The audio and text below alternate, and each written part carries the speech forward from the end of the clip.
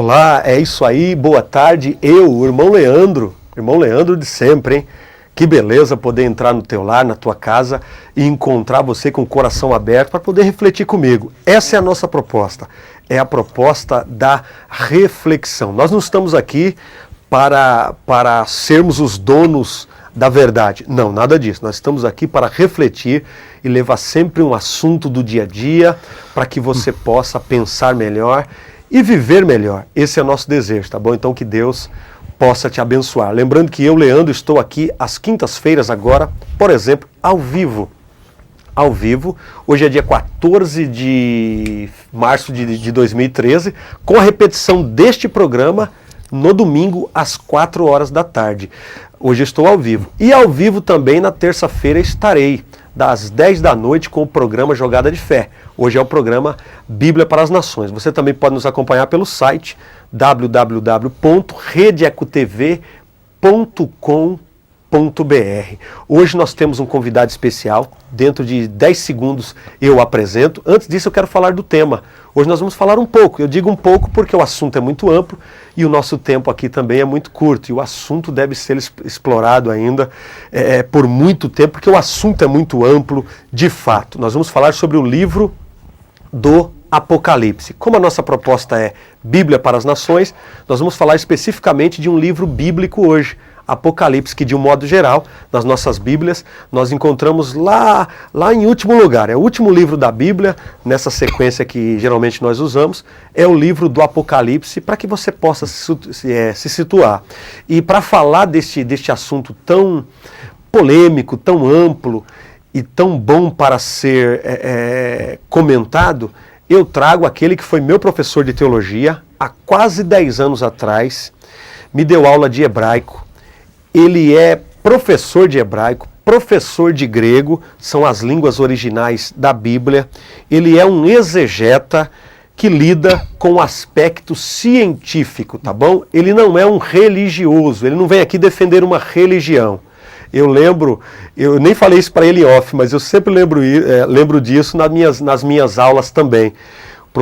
Esse professor que eu apresento daqui a pouquinho, ele disse numa certa feita numa sala de aula: aqui é ciência, nós estamos aqui para pensar, não estamos aqui para fazer um culto na sala de aula não, a gente está aqui para pensar, refletir e cada um tem liberdade para chegar às suas conclusões. É ele, professor Fábio Sabino. Professor, é com o senhor, um prazer tê-lo aqui, hein? Eu que agradeço, Leandro, muito obrigado pelo convite. E eu quero dizer que você, dentre todos os alunos que eu tive e possuí, você foi um dos alunos que se destacou. Então você foi um estudioso, foi um crítico, que é difícil lidar com teologia se você não deixar a fé do lado de fora da sala de aula e adentrar com a fé, você tem problemas. Porque a fé é algo sublime, é algo belo, e que a fé ela tem que estar além daquilo que se tem como fundamento. E o professor Leandro, ele conseguiu separar entre fé e razão, que são coisas antagônicas, que querendo ou não, gera-se problema quando algumas pessoas elas querem associar fé com razão. Então a fé e a razão, ela não tem como fazer uma construção ideológica. Então você pode começar bem na razão. E quando a lógica e a ciência não alcançar a dimensão suficiente, então você utiliza a fé. Mas foi muito bom, agradeço.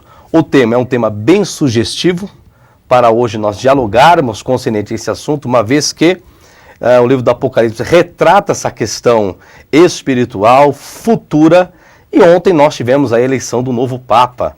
Nós sabemos que o Papa renunciou ao seu cargo, Bento XVI, então houve o conclave, elegiu-se um novo Papa, e muitas pessoas elas colocam várias concepções concernentes a esse futuro.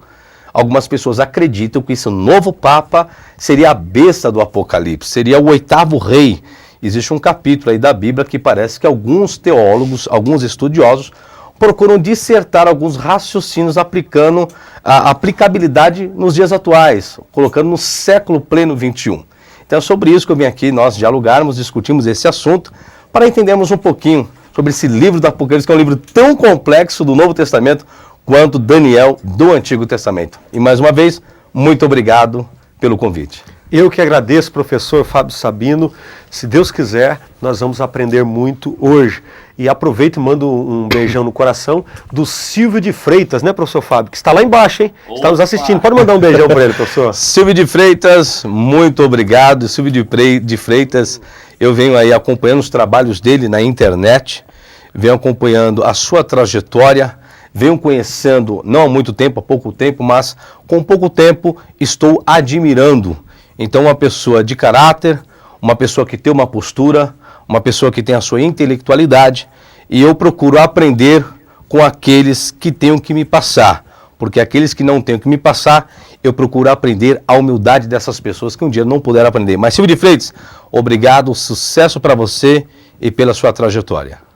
Valeu, professor Fábio, e eu faço das palavras do professor Fábio as minhas palavras. Professor Fábio Sabino, um beijão no coração do Silvio, que é o nosso grande amigo. Que Deus te abençoe, meu irmão.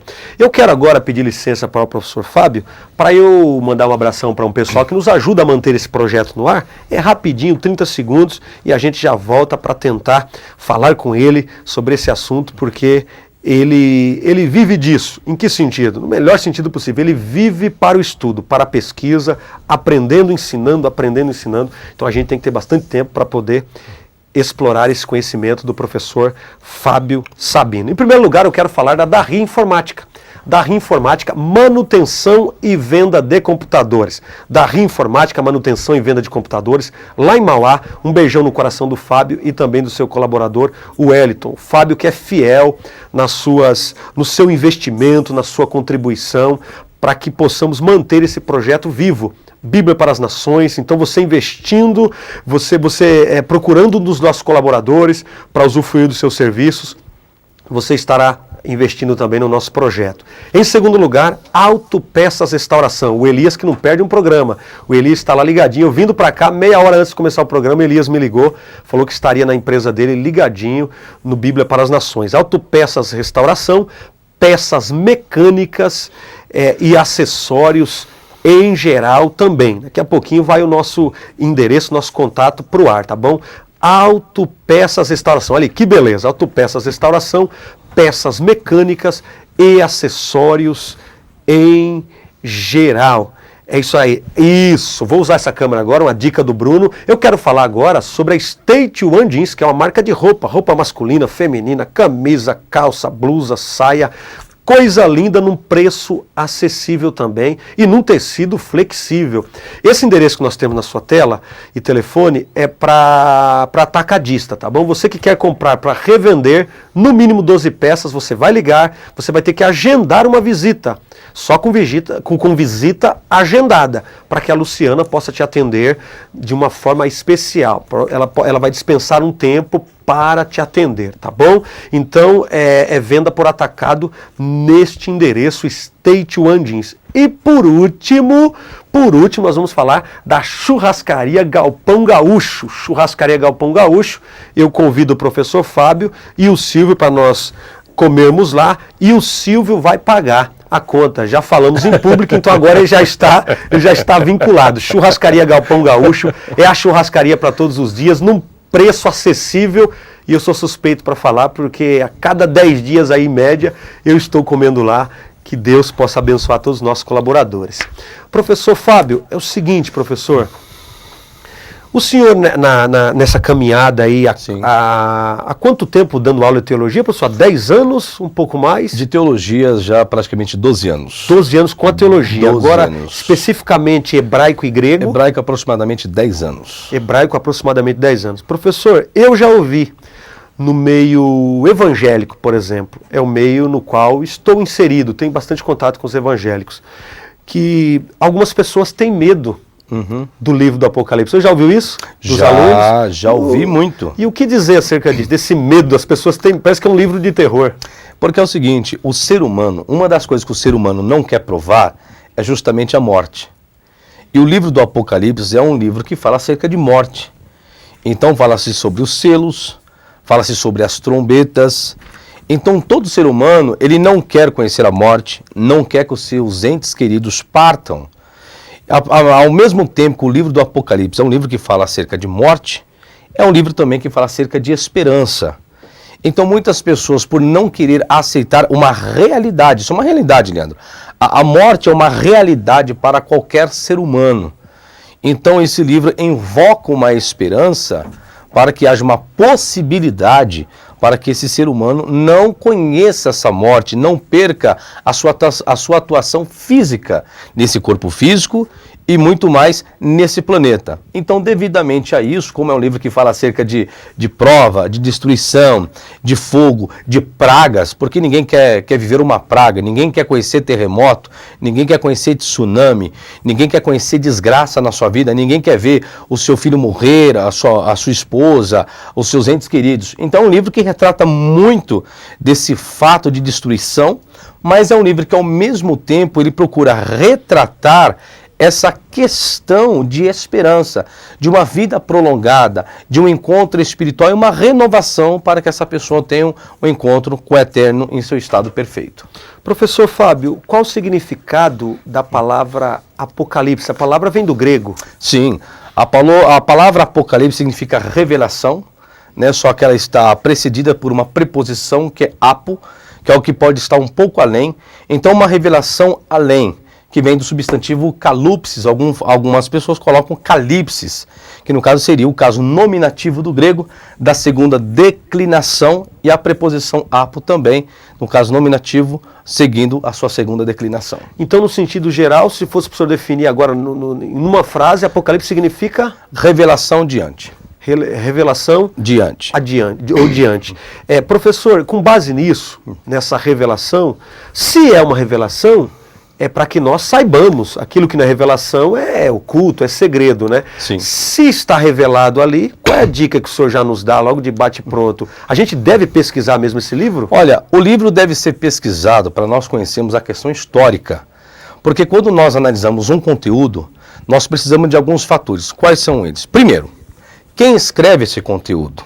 Segundo, para quem está sendo escrito esse conteúdo?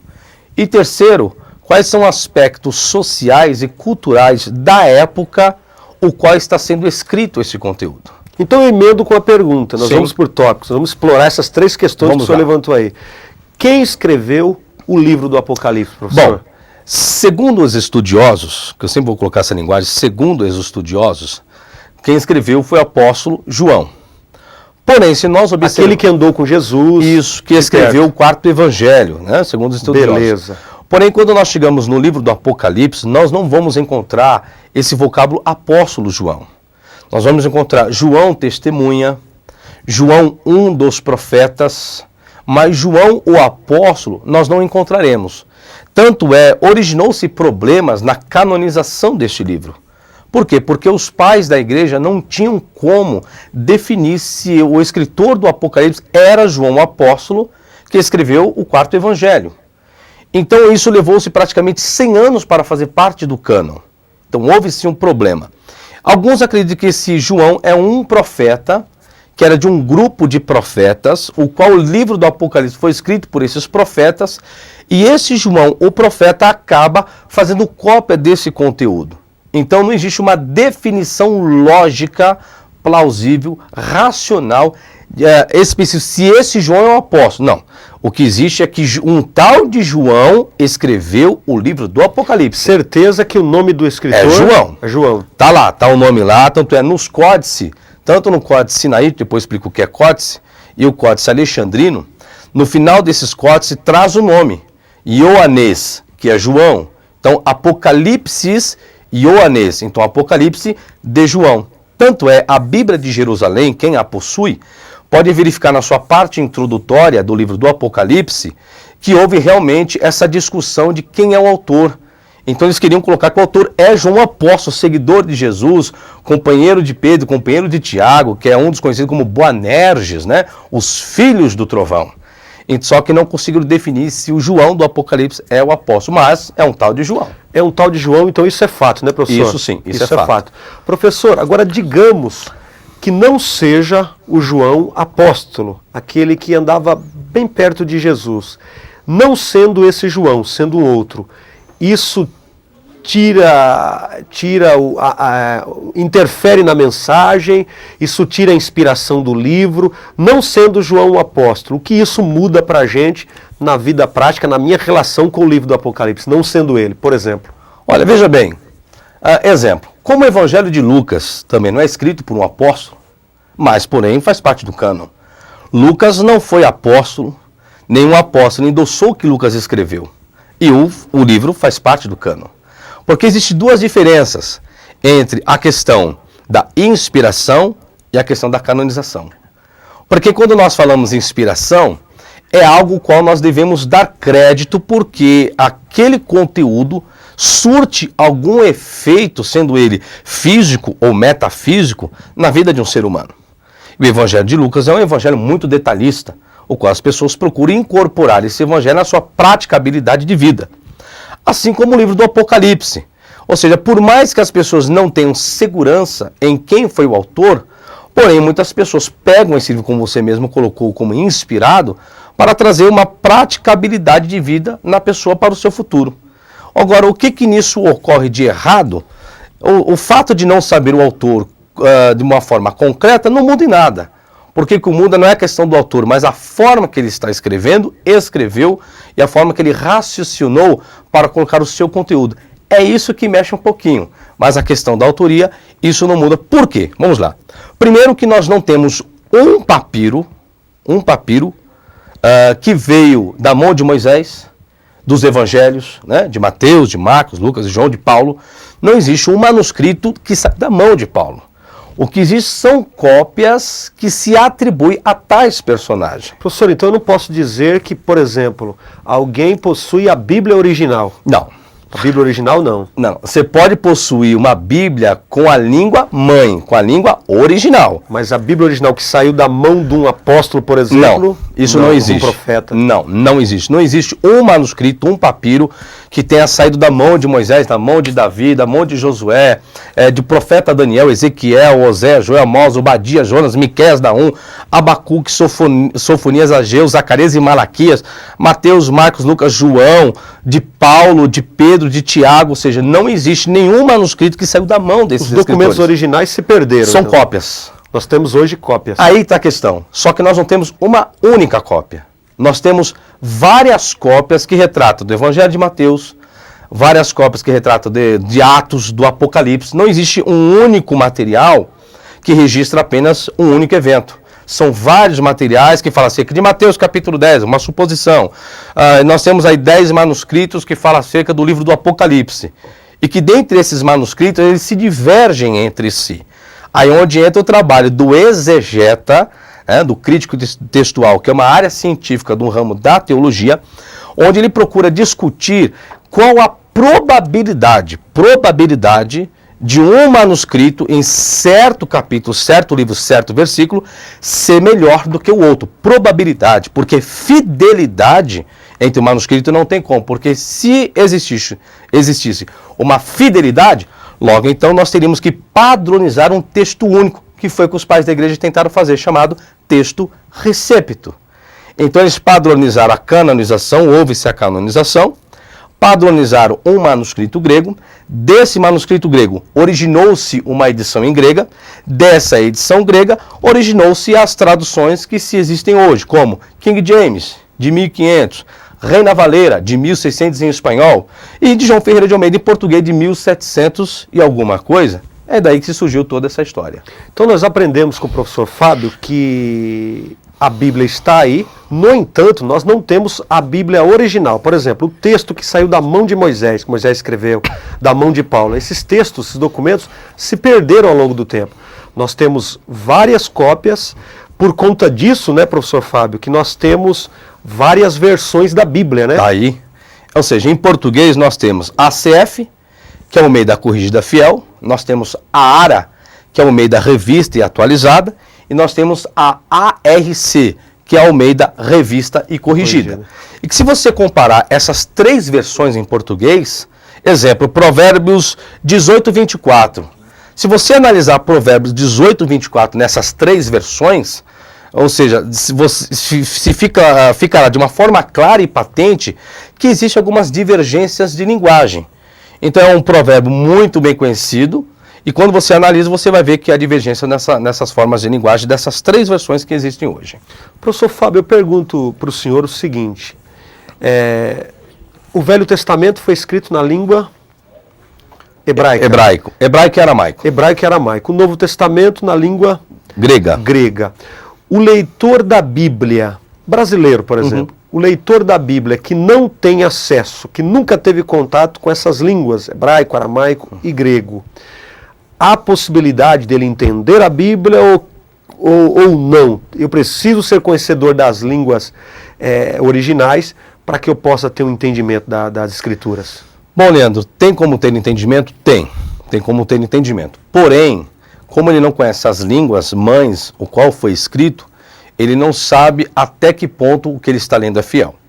Porém, você tem segurança em ler a Bíblia em qualquer tradução, não na língua mãe, você usando métodos de interpretação. Quais são os métodos básicos para interpretar um texto, não só da Bíblia, mas qualquer texto? Qualquer texto. Qualquer texto. Primeiro, quem está escrevendo? Porque como que eu vou ler algo se eu não sei quem está falando ali? Isso é uma regra primordial. Eu tenho que saber quem está falando. Segunda regra, se alguém fala, deve estar falando para alguém. Esse alguém pode ser uma segunda pessoa, pode ser consigo mesmo. E ele vai deixar rastros fáceis para mim saber se ele se trata que ele está falando dele mesmo ou de alguém. Então nós temos o destinatário, para quem ele está escrevendo. Ok, então se ele escreve para alguém, existe o que se chama-se de verdade central em um texto. O que é verdade central? É o pensamento único daquele autor. Exemplo, Leandro, você é casado, você está distante da sua esposa. Você está com muita saudade dela. Você vai escrever uma carta para a sua esposa. Quais serão as palavras que mais vão ser atestadas e ocorrer na sua carta? Vocábulos que estão inseridos no seu sentimento. Saudade, estou correndo, quero ir embora, quero te agarrar, quero te abraçar, não vejo o dia de voltar, eu quero lhe beijar. Tudo isso. Todo o meu sentimento. Todo o seu sentimento. Isso demonstra o seu intuito em escrever aquela carta. Então isso nós chamamos de verdade central. E todo o texto tem isso. E nas regras do português, que nós chamamos uma área científica da teologia de interpretação de texto, você começa a descobrir a intenção do autor. Porém, você descobriu a intenção do autor agora, até que ponto aquela intenção, aquela verdade central que você descobriu, ela é 100%, é viável, correto, não tem nenhuma irregularidade, basta apenas conhecer os manuscritos originais. Porém, não conhecendo os manuscritos originais, isso não impede que eu tenha compreensão da ideologia e mente do escritor daquele livro. Então, quanto mais nós, leitores da Bíblia, tivermos informações, quanto mais informações tivermos das línguas originais da Bíblia, eu penso que a gente tem mais oportunidade para tentar chegar perto da mensagem central, né professor Sim. Fábio? Porque é o seguinte, quando você chega na língua mãe, o qual foi escrito, exemplo, o Antigo Testamento foi escrito em hebraico. Muitas partes em aramaico. Exemplo, o livro de Daniel, capítulo 2, versículo 4, até o capítulo 7, versículo 28, ele é escrito todo em aramaico. Há alguns estudiosos que dizem que o Novo Testamento foi escrito em aramaico pelo fato de ser a língua mãe o qual Jesus tinha como idioma, como língua franca. Isso não está errado, está certo. Porém, o que chegou para nós, ou até o século I em diante, completo do Novo Testamento, foi na língua grega. Existe hoje o Novo Testamento em aramaico e chama-se Peshita ou Peshito, que é uma versão em aramaico. Porém, a Peshita e o Peshito não existe nenhum elemento científico comprovatório, arqueológico, que comprove que esses materiais sejam muito mais antigos do que os manuscritos gregos. Então existe essa diferença. Agora, conhecer a língua mãe é essencial? É essencial o exemplo, para você ter um entendimento melhor daquele vocábulo. Por quê? Quando nós falamos de tradução, o português é uma tradução dessas línguas. Ok, é uma tradução.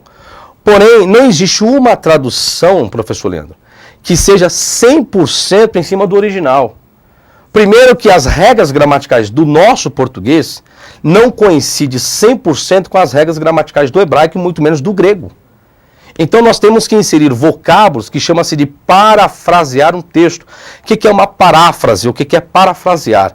É quando eu traduzo um idioma estrangeiro para o meu idioma franco, e para que eu tenha um raciocínio daquela oração é necessário que eu acrescente alguns vocábulos para dar entendimento. eu posso acrescentar algumas conjunções, algumas preposições, alguns verbos auxiliares para dar entendimento para mim. Exemplo de um livro, Gênesis. Em Gênesis, literalmente, nós temos em hebraico, Bereshit bara Elohim, aí tem a questão do caso do objeto direto, alguns pronunciam, outros não, et ha-shamayim ve'et ha'aretz. Então, no princípio, criou Deus os céus e a terra. No princípio é o que está no português. Quando você chega no hebraico, não é no, é em princípio. Isso é complexo para o brasileiro entender, em princípio. Porque para você chegar em no princípio, é necessário você pegar a preposição em, mais o artigo masculino singular, o, para que em mais o igual a no. Isso é o que nós fazemos, isso é uma paráfrase. Então, dentro dessa paráfrase é o que nós procuramos entender. Porém, é complexo, você não tem como você fazer uma tradução ao pé da... Existe uma tradução ao pé da letra? Tem, chama-se Bíblias Interlineares.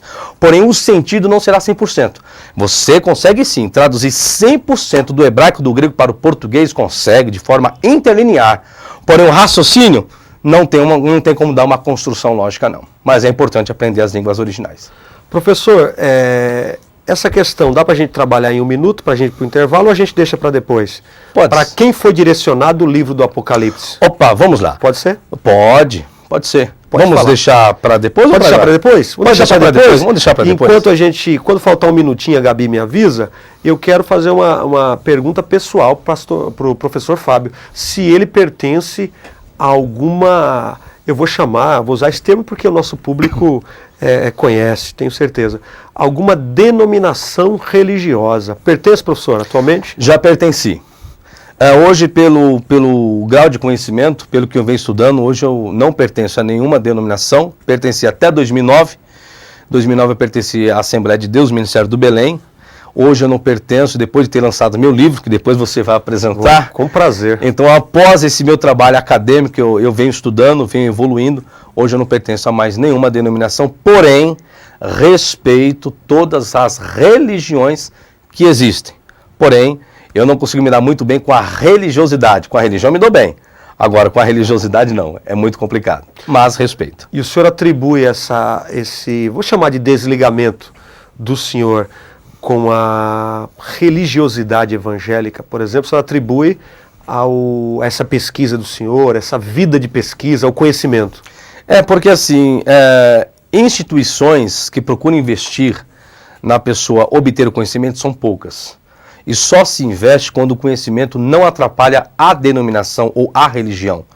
Quando você investe numa pessoa, ou qual é esse conhecimento que essa pessoa vem se obtendo, e começa a difundir contra a visão da religião, então isso começa a se tornar muito problemático. Então, há uma tendência muito grande em que essa pessoa, o qual investiram nela, e que a visão que ela começa a obter, o conhecimento que ela começa a se obter, vai contra os dogmas e os rudimentos daquela religião, então isso fica muito desfavorável a isso. Então, devidamente a isso, pelo conhecimento que eu obtive, não consegui realmente me ficar, porque a minha visão mudou totalmente. Alguns dizem, professor Fábio, que há eu não posso generalizar, mas há uma certa manipulação por parte de alguns líderes religiosos, uma manipulação do conhecimento que é aquela velha máxima, né? Se o povo conhecer, o povo pode se voltar contra a liderança. Será que isso existe mesmo em algumas lideranças religiosas ou é um mito? Não, existe. Tanto no segmento tradicionalista, não há tanto essa questão. Mas no tradicionamento pentecostal, sim. Tanto as pessoas que ocupam um cargo hoje de liderança no meio pentecostal são pessoas, não os jovens de hoje, né? Mas os antigos patriarcas, eles não tinham acesso, não que eles não tivessem acesso, né? Mas muitos não procuraram ter o ensino fundamental, o ensino médio, uma graduação. E hoje nós estamos pleno século XXI, no meio da informatização, da cultura secular, do conhecimento científico está evoluindo muito. Então, muitos desses antigos não querem, muitos hoje querem que os jovens de suas denominações pentecostais evoluam no conhecimento. Mas isso quando a pessoa não assume um cargo eclesiástico. Porque quando ele assume um cargo eclesiástico, é muito complicado, porque o jovem acaba ultrapassando em termos de conhecimento científico, teológico, em todos os aspectos, daquele líder que nunca um conhecimento teve. Então, existe sim, isso não é um mito, não. Não é o medo. Não. Tá certo, professor Fábio Sabino. Nós vamos para um intervalo bem rapidinho. Fique aí no sofá, tá bom? Se tiver que sair, saia e volta rapidinho, 2 minutinhos. A gente volta para aprender mais sobre o livro do Apocalipse. E o professor Fábio vai entrar em algumas questões mais específicas agora. Inclusive, nós vamos nos lembrar da escolha ontem do novo Papa, o novo líder da Igreja Católica. Ele vai falar um pouco sobre isso também. Então eu vou e volto, eu te aguardem. Leandro com Bíblia para as Nações. É isso aí. Irmão Leandro voltando com o programa Bíblia para as Nações. Hoje acompanhado do professor Fábio Sabino. Fábio Sabino, falando sobre o livro do Apocalipse. Claro que não deu para a gente entrar no livro do Apocalipse ainda, porque como ele tem muito conhecimento, a gente vai fazendo perguntas e as respostas, ele é obrigado a buscar respostas em outros lugares da Bíblia e também no seu conhecimento secular, para que possamos entrar no livro do Apocalipse. Mas agora a gente vai entrar, tá bom? Eu quero aproveitar o ensejo e mandar um abração, com licença, professor Fábio, pegar o papelzinho aqui, para o Vanderlei do Paraná. Olha, o Vanderlei está lá no Paraná agora, acho que é isso mesmo, né, Bruno? Está lá no Paraná, gente boa toda a vida. Eu também sou paranaense, Vanderlei. Um beijão no coração, com todo respeito, para toda a sua família. Professor Fábio, ele faz uma pergunta, no entanto, não ficou tão clara para a gente a pergunta, né? O senhor quer comentar alguma coisa? Eu acho que, se eu não me falha a memória, acho que a pergunta é se o vocábulo correto é Mardoqueu ou Mordecai. Que é o nome de alguém lá do Velho Testamento. Isso, né? lá do Antigo Testamento. Então, Mardoqueu e Mordecai, o que está mudando aí é apenas o sistema vocálico. Porém, o sistema consonântico são as mesmas consoantes. Se tratando do hebraico ou do aramaico, o que se prioriza é as consoantes. Nós temos Mardoqueu, Mordecai. Você vê que muda o sistema vocálico. Esse sistema vocálico do hebraico foi inserido praticamente, a atividade final dos massuretes, que era um grupo de judeus, foi em meados do século 8 ao século 10, que vem de 2 famílias de massuritas, uma chamada Benaftali e outra Benasher. Então foi um sistema massurético que inseriram sistemas diacríticos no texto hebraico. Porém, houve também um sistema de vocalização no aramaico. Então nós temos o aramaico babilônico e o aramaico tiberiense. Alguns falam até aramaico palestínico. Então existe um sistema de vocalização massorética supralinear, que é acima dos caracteres hebraico, e infralinear, que é abaixo dos caracteres em hebraico ou aramaico. Então acho que o problema dele está aí, porque algumas versões, hoje no português, umas realmente trazem Mardoqueu e Mordecai. Isso devidamente ao sistema massorético. Porém, a essência mudou? Não. Então a essência não mudou, mudou apenas a forma de pronunciar. Que beleza, professor Fábio. Eu peço para o Bruno e também para a Raquel e Gabi, por gentileza, colocar na nossa tela os nossos anúncios, aqueles que eu disse no primeiro momento, que nos ajudam também a manter esse projeto no ar. E você que não tem a sua empresa aqui na tela, mas que me ajuda de uma forma voluntária, que Deus possa te recompensar, eu sou muito grato a ti. Como o tempo corre, vamos explorar o conhecimento do professor Fábio Sabino. Professor Fábio, para quem foi direcionado o livro do Apocalipse? O senhor disse no primeiro tempo do nosso programa que quando eu escrevo alguma coisa, de um modo geral, eu estou escrevendo para alguém. Sim. Né? E o que o senhor tem a dizer acerca do livro do Apocalipse? Bom, segundo o próprio livro do Apocalipse, no capítulo 1, versículo 4, diz assim, ó, eu vou ler aqui. João, as 7 igrejas que se encontram na Ásia, graça e paz a vós outros, da parte daquele que é, que era e que há de vir. Então já no capítulo 1, versículo 4, já é enfático, nessa parte introdutória, já no prólogo de João, que isso é considerado um prólogo nessa carta, e já faz uma homenagem, não era comum, não se utilizava, nem João utiliza essa expressão que a graça e paz a vós outros. Isso é uma peculiaridade de Paulo. Então trazer saudações no seu prólogo. Então, Paulo iniciava sempre desejando graça e paz. E aqui no livro do Apocalipse nós temos já a introdução dessa carta, graça e paz, que isso demonstra dentro do seu prólogo, e ele destina essa carta às 7 igrejas da Ásia. No Apocalipse capítulo 1, versículo 11, diz assim, ó, o que vês escreve em livro e manda às 7 igrejas. Agora ele vai fazer menção quais são essas 7 igrejas. Éfeso, Esmirna, Pérgamo, Tiatira, Filadélfia e Laodiceia. Então, essas 7 igrejas da Ásia, qual foi destinado o livro do Apocalipse.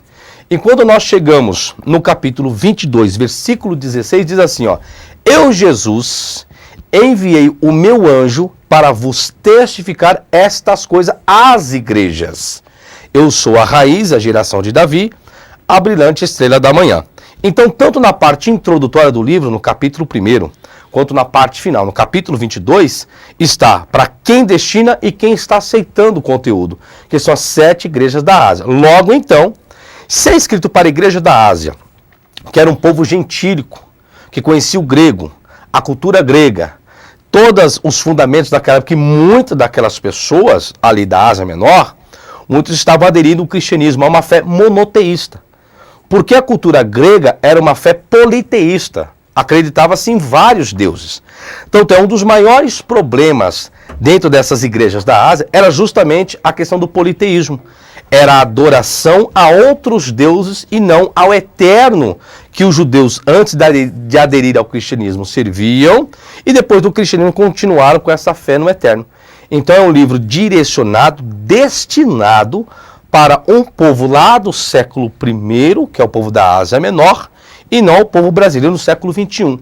Eu sei que é difícil de muitas pessoas estar ouvindo isso, mas esses 3 versículos que eu passei, Apocalipse 1:4, 1:11 e 22:16, deixa claro que o livro do Apocalipse foi escrito para 7 igrejas da Ásia Menor. Mas o que acontece, professor Leandro? Quando as pessoas pegam o capítulo 22, versículo 16, pô, professor, mas está escrito lá, ó, estas coisas às igrejas. Lógico, no século XXI, com os templos religiosos, a pessoa chama o templo de igreja, então as pessoas pensam que é escrito para hoje. É igual eu falei a questão da interpretação. As pessoas esquecem de analisar em qual contexto temporal o autor está escrevendo. E as igrejas que é destinada é justamente para essas. Infelizmente, eu não posso corroborar com uma ideologia. Eu tenho que colocar o que o texto está dizendo. Porém, respeitando quem acredita que é para hoje. Mas, dentro do texto, e eu não vou correr dele, o livro do Apocalipse foi escrito para 7 igrejas da Ásia, que eu acabei de citar o nome de cada uma delas. Com base nisso, professor Fábio, eu emendo uma outra questão. O que nós temos no livro do Apocalipse, os seus princípios, nós podemos aplicar nos nossos dias atuais ou não? Olha, que tipo de princípios? Vamos lá. Alguns princípios proféticos, como desgraça, não. Tanto é, o livro do Apocalipse não foi escrito apenas por João, foi escrito por mais autores. A expressão do livro do Apocalipse, tanto o capítulo 1 como o capítulo 22, tem muita expressão que diz assim, olha só, Apocalipse 1:1. Revelação de Jesus Cristo que Deus lhe deu para mostrar ao seu servo as coisas que em breve deve acontecer. Quando você pega esse vocábulo em breve deve acontecer no grego, que é genestai en taxei. Taxi, de onde vem a palavra táxi, que é algo rápido. Algo rápido. Algo rápido. Então a palavra táxi em português Isso, vem do grego. rápido. Que é rápido. Então o autor, quando escreve esse cumprimento desses casos, dessa profecia, é para meados ali do autor quando ele está escrevendo. Algumas pessoas podem alegar, professor, mas tudo se cumpriu lá no tempo do apóstolo, ou do profeta, de João, tudo se cumpriu lá. Como tudo se cumpriu, se está dizendo que Jesus iria voltar, que teria que reinar 1000 anos, que Satanás teria que ser preso. Aí entra o outro problema. O livro do Apocalipse existe o que nós chamamos visões parentéticas. O que é uma visão parentética? É quando eu estou escrevendo sobre amor, aí eu abro parênteses, vou falar sobre carro, depois fecho parênteses e volto para amor de novo. Isso chama-se visão parentética. E o livro do Apocalipse, alguns acham, não, porque foi escrito de forma errada, Jerônimo deturpou, Jerônimo mudou os capítulos. Não, isso chama-se visão parentética, uma peculiaridade do escritor. Então, quando nós chegamos nessas visões parentéticas, essas visões parentéticas são de outros escritores. Porque o livro do Apocalipse não foi escrito apenas por uma única pessoa, foi escrito por várias pessoas. E João se faz cópia desse conteúdo. Então, o que eu posso aplicar para os dias de hoje? Quando eu trago aquelas dimensões de como lidar com a minha esperança, como lidar com os problemas que podem surgir, o que eu não posso fazer, professor Leandro, é pegar essas questões futuras, né, essas expressões futurísticas e tentar aplicar para os dias de hoje. Por quê? Porque eu posso ter decepção, e muito grande. Como as pessoas colocaram que esse novo Papa que adentrou no Vaticano, ele é o 8º rei e é um cumprimento da profecia do capítulo 13 do Apocalipse. Então, para que nós entendamos melhor esse momento vivido pela Igreja Católica, Alguns leitores da Bíblia dizem que há uma ligação com o livro do Apocalipse? Sim. Qual capítulo específico? Capítulo professor? de número 13 e o capítulo também de número 17. Qual a ligação que fazem da situação da Igreja Católica, especificamente Papa, com o capítulo? Ou seja, as pessoas dizem que existe uma besta, que ela tem algumas cabeças, alguns chifres e alguns diademas. Então eles calculam que as 10 cabeças que essa besta possui sejam 10 reis, ou sejam 10 imperadores, 10 forças, 10 papas. Alguns outros acreditam que as 7 cabeças, então ela constitui 7 papas. Então o que essas pessoas fazem? Porque diz que essa besta está sobre 7 montes. E algumas pessoas atribuem que esses 7 montes, ou 7 colinas, se trata da instituição do Vaticano, ou de Roma, que Roma realmente foi construída sobre 7 colinas. Assim como a igreja de Laodiceia também foi construída sobre 7 colinas. Porém, eles pegam essa profecia, aí o que eles querem colocar? Quando Mussolini, ele assina a dinastia do Vaticano, a sua individualidade, o seu estado formalizado, escrito, assinado, corroborado, se você faz o cálculo do primeiro Papa que assume o Vaticano após a assinatura de Mussolini, hoje, com esse novo Papa, são 8. Então eles calculam, então o Vaticano existe. Quando o Vaticano existe, passa-se 7 papas, 8 papas. Opa, 8 papas segundo, aí dizem que eram 7. Desses 7, 5 foi. Ou seja, aí um desses tem que voltar, que esse tem que voltar o 8º. Então diz que das cabeças, então daqueles 7 que existem, um foi e um que já foi. Dentre os 7, um tem que voltar, que seria o 8º. É isso que eles calculam dentro do capítulo 13 e 17 do Apocalipse, assimilando os dois que fala acerca da besta. Então eles falam, bom, o Vaticano foi oficializado, então está sobre 7 colinas, aí então a gente tem os papas, nós contamos desde quando foi assinado por Mussolini, hoje, com o Papa agora, que aceitou ontem, que foi anunciado pelo conclave, é o 8º Papa. Sendo o 8º Papa, aí onde que entra as desgraças, abre-se os selos, toca-se as trombetas, então coloca que esse Papa que assumiu o Vaticano é o besta do Apocalipse. Mas quem coloca isso? Pessoas não católicas, né? Claro. São pessoas não católicas e não digo nem pessoas cristãs, vamos dizer assim, tradicionalistas ou pentecostais. São pessoas que saíram de um sistema evangélico pentecostal tradicional e entraram dentro de alguns mecanismos, como a mídia, a internet, e estão radicalizando. São pessoas que se colocam como profetas. Tanto é, na internet tem alguns vídeos, as pessoas dizem assim, ó, como o Papa assumiu o trono, então agora vai cair um meteoro na Terra, após esse meteoro vai vir a praga dos gafanhotos. E estão até incentivando as pessoas a irem para o monte. Literalmente fazendo isso? Literalmente, tanto é, depois eu vou dar meu anúncio no meu canal do YouTube, que eu vou estar fazendo um vídeo amanhã acerca disso, e vou mostrar. Essas pessoas que se colocam como profetas falaram isso, afirmaram isso, e esses mesmos que afirmaram, agora estão desmentindo tudo, dizendo que o Papa, sabe que é o 8º rei que eles colocam? Que era o Papa João Paulo II. Eu lembro que todo mundo colocava, porque se você pega a palavra Vicarius Filii Dei, em latim, nos numerais romanos, vai dar 666. E todo mundo dizia, tá vendo? Vicarius Filii Dei é o Papa João Paulo II. Quem nunca ouviu isso? Qual o evangelho que nunca ouviu falar na época que o Papa João Paulo II era besta? Aí o Papa João Paulo II morreu. Tinha gente até acreditando que o Papa João Paulo II ia ressuscitar agora, porque ele era o 6º rei, para assumir agora como 8º, que seria a besta. Muita gente estava ensinando isso na internet. E o Papa João Paulo II não ressuscitou. Ou seja, Deus iria ressuscitar o Papa João Paulo II, porque eu nunca vi, o diabo já ressuscitou alguém? Não conheço segundo a Bíblia, não conheço. Eu sei que Deus ressuscitou segundo a Bíblia. Então o que eles fazem? Começam a ensinar coisas fundamentando na Bíblia, porém, eles desrespeitam o que eu falei no início. As regras. As regras. Ou seja, para qual tempo está sendo escrito, qual a mentalidade do autor. Então as pessoas erram na interpretação. E tem mais, professor Leandro. Tem gente que comprou barraca, armazenou comida, saiu do emprego. E tem mais. Pessoas que cometeram loucura a ponto, pessoas com depressão, tirar suas próprias vidas mediante esses ensinos na mídia e na internet. Infelizmente.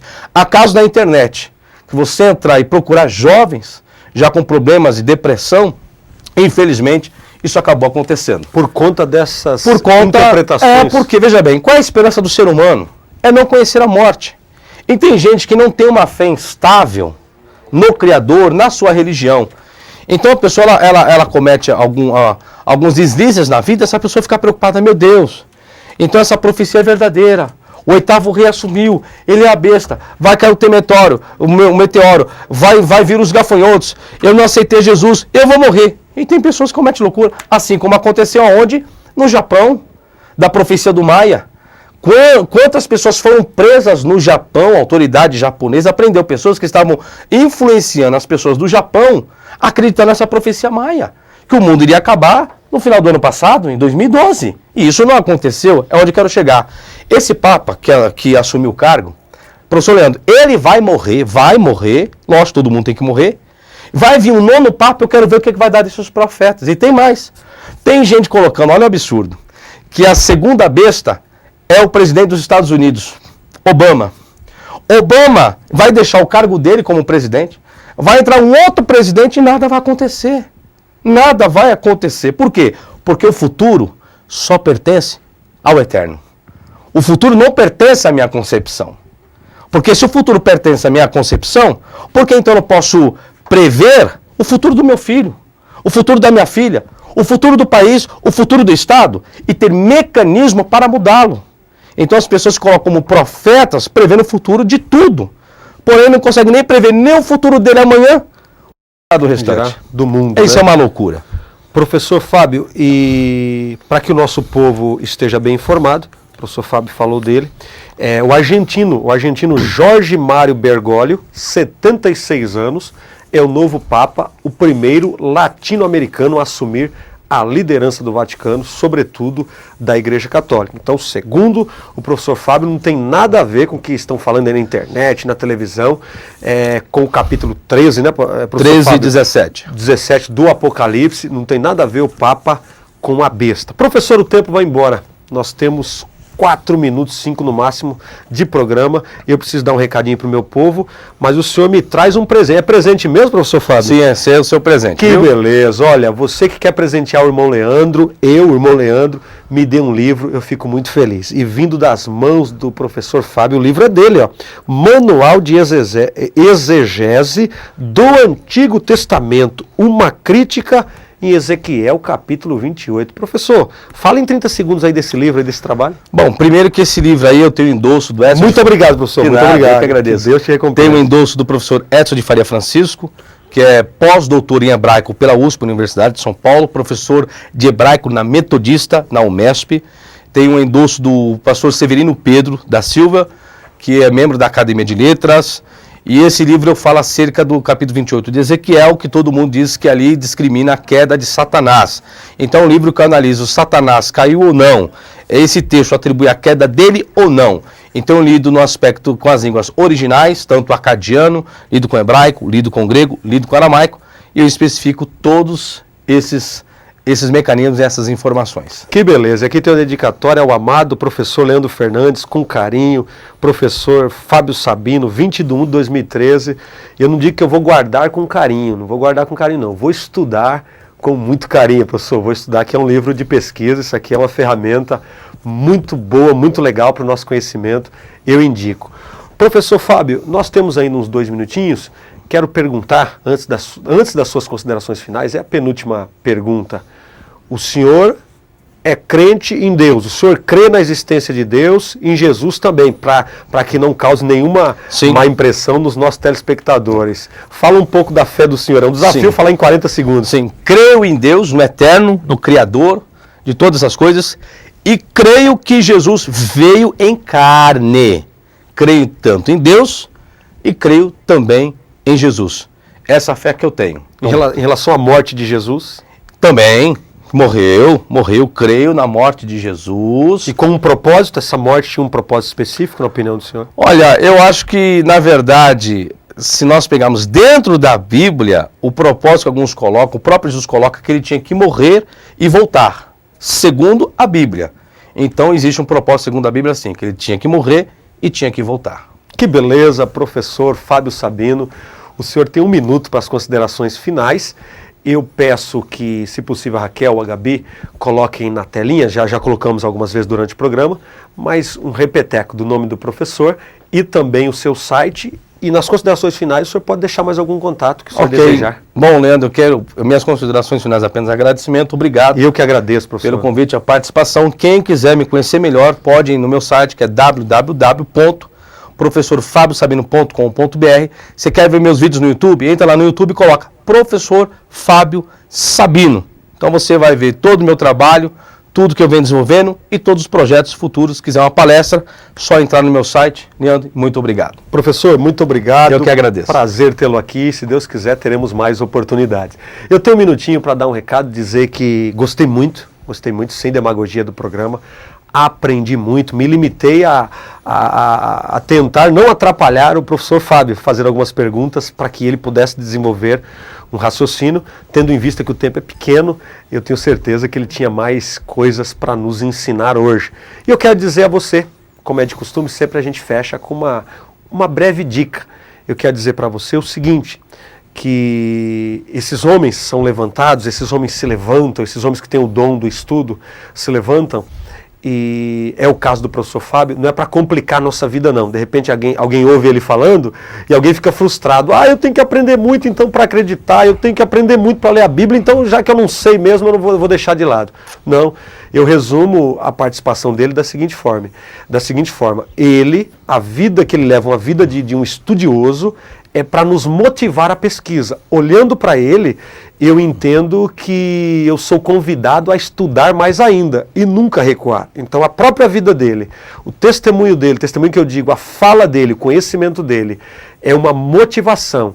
Ele mostra para nós, na prática, que tem muito para ser conhecido ainda. Esse campo do conhecimento deve ser explorado. Jesus disse, conhecereis a verdade e a verdade vos libertará. Você que tem a sua Bíblia na língua portuguesa, leia a Bíblia respeitando regras, leia a Bíblia com imparcialidade. E eu tenho certeza que você vai ter dicas na Bíblia para viver uma vida ética, uma vida boa, para o nosso convívio social. Então, acreditando que na Bíblia nós encontramos palavras de vida, é por isso que nós somos Bíblia para as Nações. Um beijo no coração, repeteco do programa domingo, 4 da tarde, e terça-feira à noite com o programa de esporte e jogada de fé. Eu, irmão Leandro Fernandes, um beijo no seu coração, tchau, fique com Deus.